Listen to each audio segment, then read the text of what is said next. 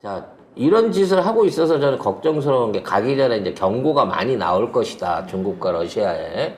근데 이게 말로만 때리면 고마운데 물리적인 빵으로 오면 나 이게 참 겁이 난다라는 말씀을 드렸는데 중국이 이런 말은 나 처음 들어봐요. 불에 타 죽을 것이다.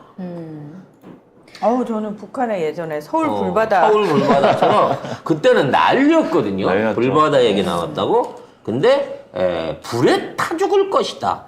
라고까지 했는데 무덤덤합니다. 언론이.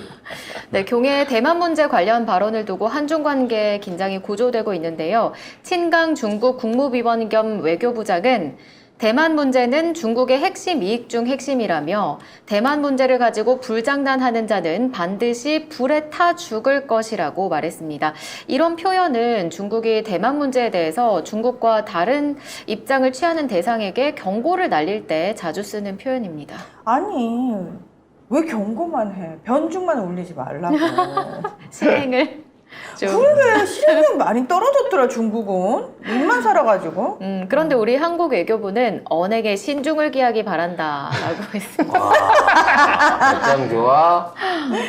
근데 어저께죠. 정확하게 말하면 우리 외교인 통신원에 의하면 네. 중국의 동해안 이쪽, 그러니까 서해안 이쪽에 배치해놨던 그 항공모함 전력들하고 구축함 한대들을 전부 걷어서 귀향을 했어요. 그러니까 지금 이제 오히려 더 막 들쑤셔야 되는 상황인 건데 귀향을 했어요. 어저께. 나는 이게 더 무서워. 뭔가 자국에 있는 군대들을 빼내고 이것들을 돌려서 그 본 부대로 들어가고 잠복하고 있는 게 이제 아군 다칠 일 없게 만들어 놓은 상태에서 진짜 이거 뭐 쏘는 거 아닌가? 라는 걱정이 될 정도로 이게 지금 매우 희한한 상황인 거예요. 대만도 압박해야 되고 우리나라 서해안도 압박하고 해야 되는 중국 해군들이 갑자기 기동훈련을 멈추고 돌아갔단 말이야. 함대를 비롯하고. 전에 얘기했잖아. 사상 최대 규모의 함대와 배들이 지금 대만 앞바다에 있었다고. 근데 이 시기에 갑자기 돌아갔어.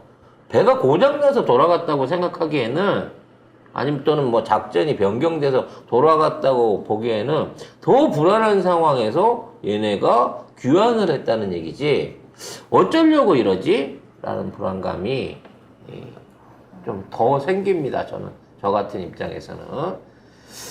그리고 이런 부분에 대해서 이제 부용치회라고 하는 단어를 썼다고 합니다. 네, 왕원빈 중국 외교부 대변인이 정례 브리핑에서 사자성어 부용치회를 인용해 대만 문제에 대한 타인의 말참견을 용납하지 않겠다고 했습니다. 이제 부용치회가 나오니까 거기에 대해서 이제 제가 한번 우리 언론이나 위키가 어떻게 해석하나 봤어요. 네. 전부 다 똑같은 내용으로 해석을 하고 있습니다. 말장난을 하지 말라. 말로 장난치지 말라는 차원에서 얘기를 한다라고 하는데 이거는 중국에는 특별히 이제 따로 욕이 없잖아요. 욕 중에 가장 모욕적인 욕을 한 겁니다. 그래요? 부용을 하지 마라는 얘기인 건데 용납하지 않으면 하지 마라는 얘기인데 치회라고 하는 단어의 회자가 불이 회자, 불이.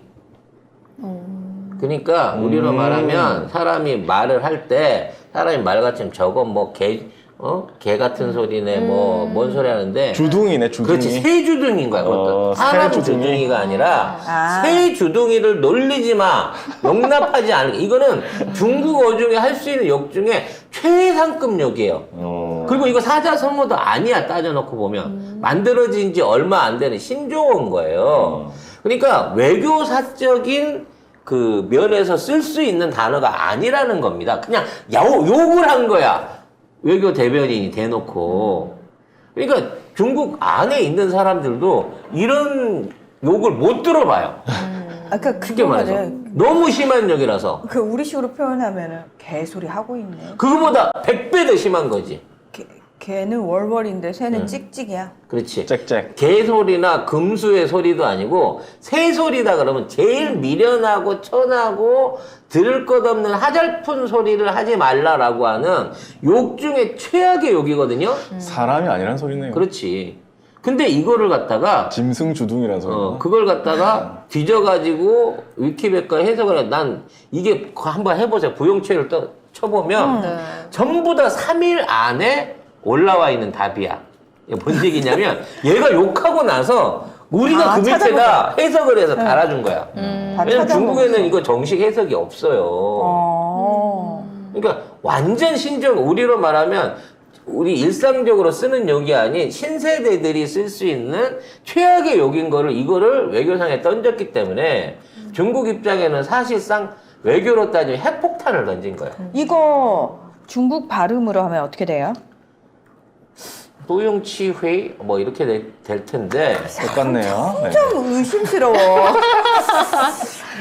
의심스러워. 가성도 뿌용은 없고. 똑같아요. 뿌용은 똑같은 거고 이게 치도 똑같이 나거든요. 이게 치회의 요렇게 나는 거기 때문에 우영치회. 네, 이건 그대로 읽은 거예요, 그냥. 근데 이러한 욕은 이게 사람 대 사람 사이에서도 안 쓰는 욕이라는 거야. 근데 이거를 그냥 참견하지 말라 그랬다라고 해석해 주는 데는 대한민국밖에 없어요. 조잘되지 마라 이렇게 표현했는데 그건 우리식이니까 너무 순한 거잖아. 그냥 주둥이 닥쳐. 이거겠죠. 주둥이 닿지. 네 말은 새가 주절거리는 소리만큼도 가치가 없는 소리야. 사람 말도 아니야. 이런 말을 중국 외교부 대변인이 공식적으로 했다는 거야. 근데 여기에 대해서 우리는 심각성을 애써 외면 무시 개무시를 하고 있다는 거죠. 그리고 중국이 또 이거를 했어요. 그러니까 정부가 그 윤석열 한 말에 대해서 이 발언 내용을 뒤늦게 공개한 게 하나 있습니다. 네, 중국 외교부가 어제 홈페이지를 통해 외교부 부부장이 대만 문제에 관한 한국 지도자의 잘못된 발언에 대해 지난 20일 정재호 주중 한국 대사에게 엄정한 교섭을 제기했다며 이 발언 내용을 공개했습니다.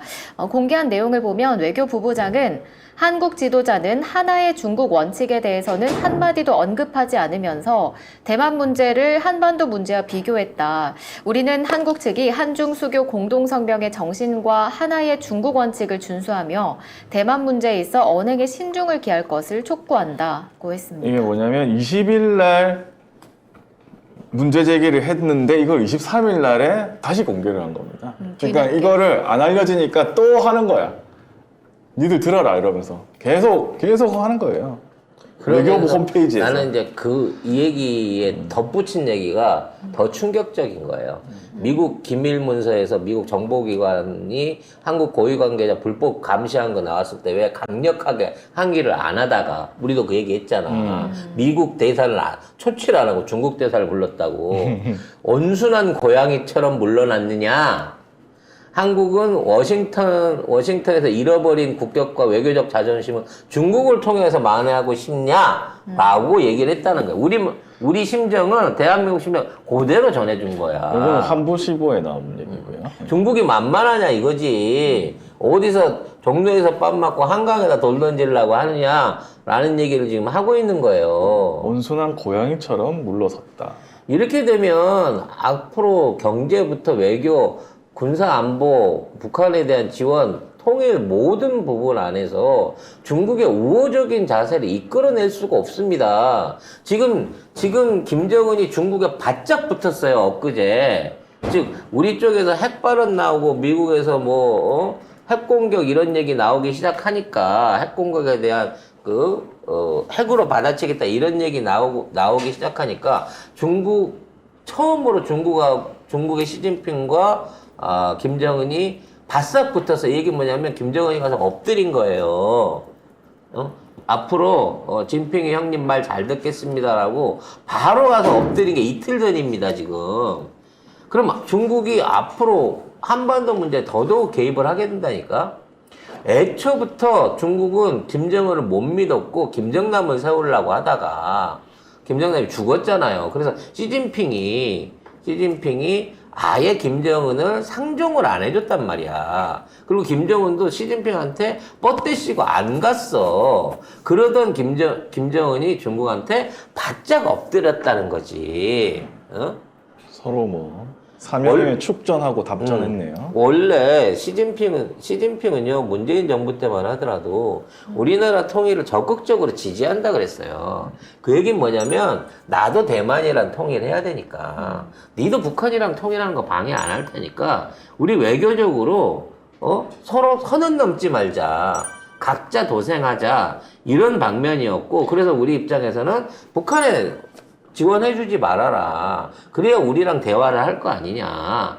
라는 방향으로 대화 테이블로 끌어낸 거예요. 문재인 대통령이 김정은을. 아유, 문재인 대통령도 전 세계가 다 평화 통일 지지한다고 했었어요. 근데 지금 이렇게 돼버리면요. 러시아도 했어. 그때. 북한 입장에서는 굳이 한국이랑 통일할 이유가 없어져요. 왜? 그동안 미국하고 받아서 또는 서방 세계의 자본을 받아가지고 경제를 일으키려고 했는데 일단 서방 세계가 순식간에 가난해져 버렸고요. 이번 전쟁 때문에. 그리고 중국이랑 러시아랑 붙는 게 이 북한 입장에서는 정치적으로 보나 진해 체제를 지키는데 훨씬 더 유리하다는 판단을 하게 되면 한반도 분단은 고착화됩니다. 그리고 한반도는 더더욱 대륙으로 진출할 기회를 상실해버려요. 남중국해 막히고 러시아로 지나는 북극해 막히고 일본한테 치고 그러면 도대체 우리나라는 어디로 나가서 무엇하고 무역을 해야 됩니까? 일본. 그 일본의 하청밖에 안 되는 거야, 그 다음에는. 그렇죠.